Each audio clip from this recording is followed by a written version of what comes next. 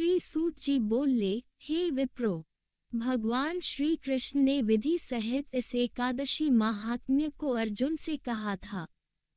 प्रभु में जिनकी श्रद्धा है वे ही इस व्रत को प्रेम पूर्वक सुनते हैं और इस लोक में अनेक सुखों को भोगकर अंत में वैकुंठ को प्राप्त करते हैं। एक बार अर्जुन ने भगवान श्री कृष्ण से पूछा, हे जनार्दन, एकादशी व्रत की क्या महिमा है? इस व्रत को करने से कौन सा पुण्य मिलता है? इसकी विधि क्या है? सो आप मुझे बताने की कृपा करें। अर्जुन के ये वचन सुन भगवान श्री कृष्ण ने कहा, हे अर्जुन, सर्वप्रथम हेमंत ऋतु के मार्गशीर्ष माह में कृष्ण पक्ष की एकादशी का व्रत करना चाहिए। दशमी की संध्या को दातुन करनी चाहिए और रात्रि को भोजन नहीं करना चाहिए। एकादशी को प्रातः संकल्प नियम के अनुसार कार्य करना चाहिए। मध्याह्न को संकल्प पूर्वक स्नान करना चाहिए। स्नान से पूर्व शरीर पर मिट्टी का लेप लगाना चाहिए। स्नान के बाद मस्तक पर चंदन का तिलक लगाना चाहिए। चंदन लगाने का मंत्र इस प्रकार है, अश्वक्रांते रथक्रांते विष्णुक्रांते वसुंधरे उद्धृतापि वराहेन कृष्णेन शतबाहुना मृत्तिके हर में पाप यन्मया पूर्वक संचितम त्वचा हतेन पापेन गच्छामि परमा गतिम। स्नान के उपरांत धूप, दीप, नैवेद्य से भगवान की पूजा अर्चना करनी चाहिए। रात्रि में दीपदान करना चाहिए। ये सभी सात्विक कर्म भक्ति पूर्वक करने चाहिए। रात में जागरण करते हुए श्रीहरि के नाम का जप करना चाहिए तथा किसी भी प्रकार के भोग विलास या स्त्री प्रसंग से सर्वथा दूर रहना चाहिए। हृदय में पवित्र एवं सात्विक विचारों को ही स्थान देना चाहिए। इस दिन श्रद्धा पूर्वक ब्राह्मणों को दान दक्षिणा देनी चाहिए और उनसे अपने पापों की क्षमा मांगनी चाहिए। धार्मिकजनों को शुक्ल पक्ष और कृष्ण पक्ष की दोनों एकादशियों को एक समान समझना चाहिए। इनमें भेदभाव नहीं करना चाहिए। उत्पन्ना एकादशी व्रत महात्म्य। ऊपर लिखी विधि के अनुसार जो मनुष्य एकादशी का व्रत करते हैं उनको शंखोद्धार तीर्थ एवं दर्शन करने से जो पुण्य प्राप्त होता है वह एकादशी व्रत के पुण्य के 16वें भाग के बराबर भी नहीं है।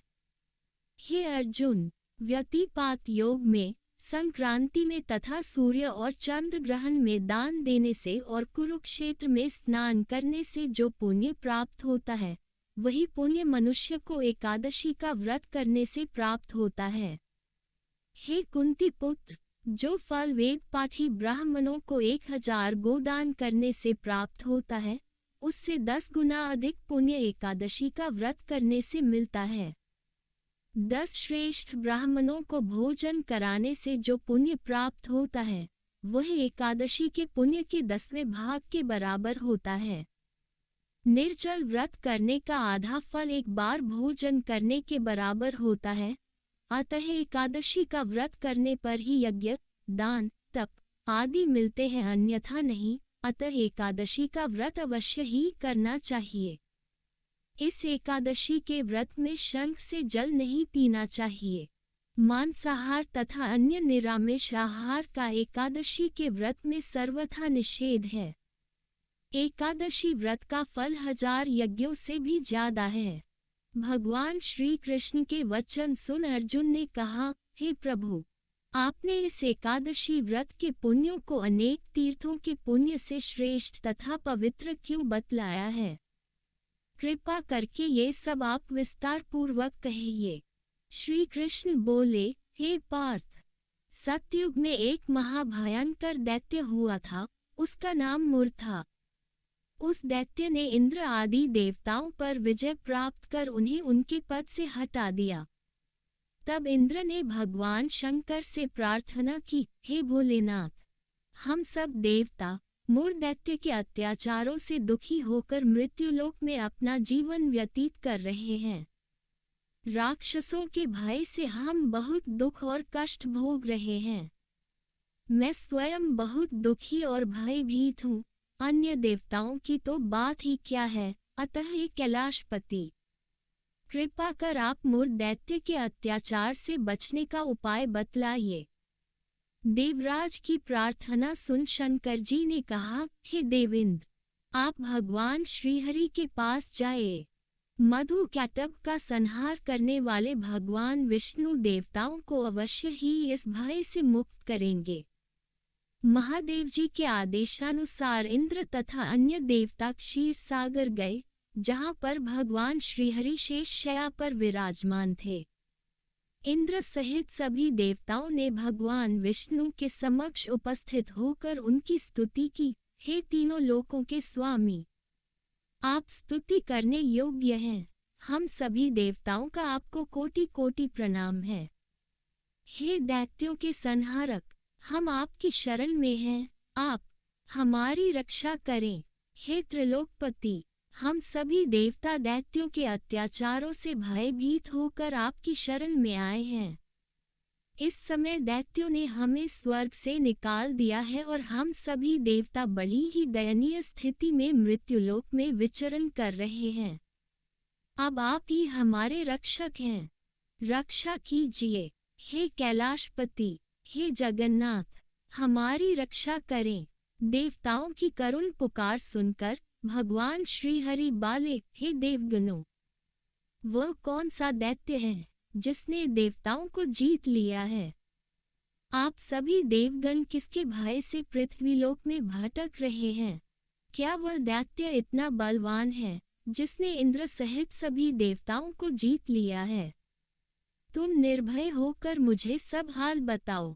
भगवान विष्णु के इन स्नेहमयी वचनों को सुनकर देवेंद्र ने कहा, हे प्रभु, प्राचीन काल में ब्रह्मवंश में उत्पन्न हुआ नारी जंगम नाम का एक असुर था, जिसका मुर नामक एक पुत्र है, जो चंद्रवती नामक नगरी में निवास करता है, जिसने अपने बल से मृत्युलोक और देवलोक को जीत लिया है और सब देवताओं को देवलोक से निकालकर अपने दैत्य कुल के असुरों को इंद्र, अग्नि, यम, वरुण, चंद्रमा आदि लोकपाल बना दिया है।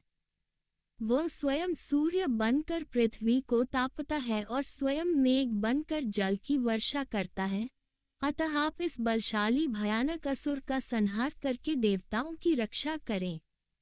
देवेंद्र के मुख से ऐसे वचन सुन भगवान विष्णु बोले, हे देवताओं, मैं आपके शत्रु का शीघ्र ही संहार करूंगा। आप सब इसी समय मेरे साथ चंद्रवती नगरी चलिए। देवताओं की पुकार पर भगवान विष्णु तुरंत ही उनके साथ चल दिए।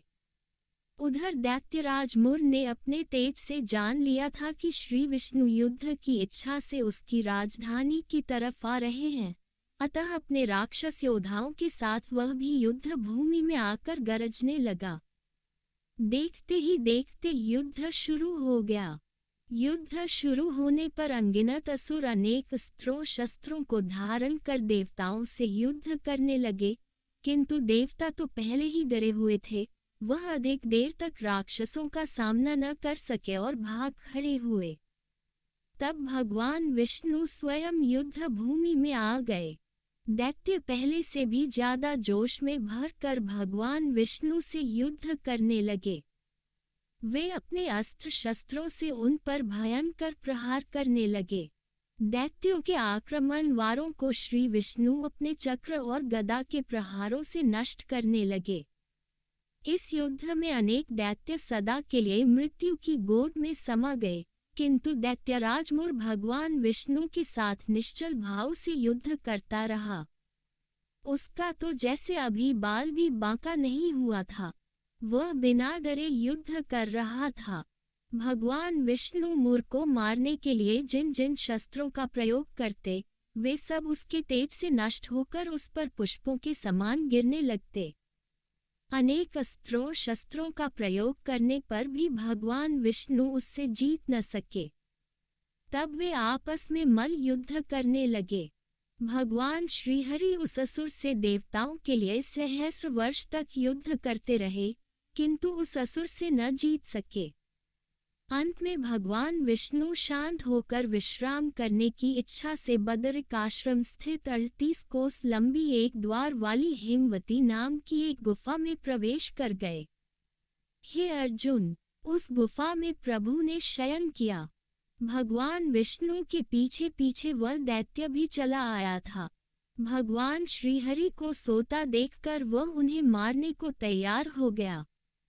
वह सोच रहा था कि मैं आज अपने चिर शत्रु को मारकर हमेशा हमेशा के लिए निष्कंटक हो जाऊंगा, परंतु उसकी यह इच्छा पूर्ण न हो सकी, क्योंकि उसी समय भगवान विष्णु की देह से दिव्य वस्त्र धारण किए एक अत्यंत मोहिनी कन्या उत्पन्न हुई और राक्षस को ललकार कर उससे युद्ध करने लगी। उस कन्या को देखकर राक्षस को घोर आश्चर्य हुआ और वह सोचने लगा कि यह ऐसी दिव्य कन्या कहाँ से उत्पन्न हुई, और फिर वह असुर उस कन्या से लगातार युद्ध करता रहा। कुछ समय बीतने पर उस कन्या ने क्रोध में आकर उस दैत्य के अस्त्र शस्त्रों के टुकड़े टुकड़े कर दिए, उसका रथ तोड़ डाला। अब तो उस दैत्य को बड़ा ही क्रोध आया और वह सारी मर्यादाएं भंग करके उस कन्या से मल्ल युद्ध करने लगा। उस तेजस्वी कन्या ने उसको धक्का मारकर मूर्छित कर दिया और उसकी मूर्छा टूटने से पूर्व ही उसका सिर काटकर धड़ से अलग कर दिया। सिर काटते ही वह असुर पृथ्वी पर गिरकर मृत्यु को प्राप्त हुआ। बाकी बचे असुर अपने राजा का ऐसा दुखद अंत देखकर भयभीत होकर पाताल लोक में भाग गए। भगवान विष्णु जब निद्रा से जागे तो उस असुर को मरा देखकर उन्हें घोर आश्चर्य हुआ और वे सोचने लगे कि इस महाबली को किसने मारा है। तब वह तेजस्वी कन्या श्रीहरि से हाथ जोड़कर बोली, हे जगदीश्वर, यह असुर आपको मारने को उद्यत था, तब मैंने आपके शरीर से उत्पन्न होकर इस असुर का वध किया है। कन्या की बात सुन भगवान बोले, तुमने इस असुर को मारा है, अतः हे कन्या, मैं तुमसे अत्यंत प्रसन्न हूँ। इसे मारकर तुमने तीनों लोकों के देवताओं के कष्ट को हरा है, इसलिए तुम अपनी इच्छानुसार वरदान मांग लो, मैं तुम्हारी प्रत्येक इच्छा को पूर्ण करूँगा। भगवान की बात सुन कन्या बोली, हे प्रभु, मुझे यह वरदान दीजिए कि जो भी मनुष्य या देव मेरा व्रत करे, उसके सभी पाप नष्ट हो जाएं और अंत में उसे स्वर्गलोक की प्राप्ति हो। मेरे व्रत का आधा फल रात्रि को मिले और उसका आधा फल एक समय भोजन करने वाले को मिले। जो श्रद्धालु भक्ति पूर्वक मेरे व्रत को करें, वे निश्चय ही वैकुंठलोक को प्राप्त करें। जो मनुष्य मेरे व्रत में दिन तथा रात्रि को एक बार भोजन करे, वह धन धान्य से भरपूर रहे। कृपा करके मुझे ऐसा वरदान दीजिए। भगवान श्रीहरि ने कहा, हे कन्या, ऐसा ही होगा। मेरे और तुम्हारे भक्त एक ही होंगे और अंत में संसार में प्रसिद्धि को प्राप्त होकर मेरे लोक को प्राप्त करेंगे। हे कल्याणी, तुम एकादशी को पैदा हुई हो, इसलिए तुम्हारा नाम भी एकादशी हुआ, और क्योंकि तुम मेरे अंश से उत्पन्न हुई हो, इसलिए संसार में तुम उत्पन्ना एकादशी के नाम से जानी जाओगी। तथा जो मनुष्य इस दिन व्रत करेंगे, उनके समस्त पाप समूल नष्ट हो जाएंगे। तुम मेरे लिए अब तीज, अष्टमी, नवमी और चौदस से भी अधिक प्रिय हो।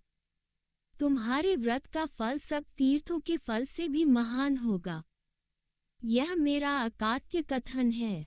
इतना कहकर भगवान श्रीहरि उसी स्थान पर अंतर्धान हो गए। श्री कृष्ण ने कहा, हे पांडु पुत्र, एकादशी के व्रत का फल सभी व्रतों व सभी तीर्थों के फल से महान है। एकादशी व्रत करने वाले मनुष्यों के शत्रुओं का मैं जड़ से नाश कर देता हूँ और व्रत करने वाले को मोक्ष प्रदान करता हूँ। उन मनुष्यों के जीवन के जो भी कष्ट होते हैं, मैं उन्हें भी दूर कर देता हूँ। अर्थात मुझे अत्यंत प्रिय एकादशी के व्रत को करने वाला प्राणी सभी ओर से निर्भय और सुखी होकर अंत में मोक्ष को प्राप्त होता है। हे कुंती पुत्र, यह मैंने तुम्हें एकादशी की उत्पत्ति के विषय में बतलाया है। एकादशी व्रत सभी पापों को नष्ट करने वाला और सिद्धि प्रदान करने वाला है। श्रेष्ठ मनुष्यों को दोनों पक्षों की एकादशियों को समान समझना चाहिए, उनमें भेदभाव करना उचित नहीं है। जो मनुष्य एकादशी महात्म्य का श्रवण व पठन करेंगे, उन्हें अश्वमेध यज्ञ के समान फल प्राप्त होगा। यह मेरा अकाट्य वचन है।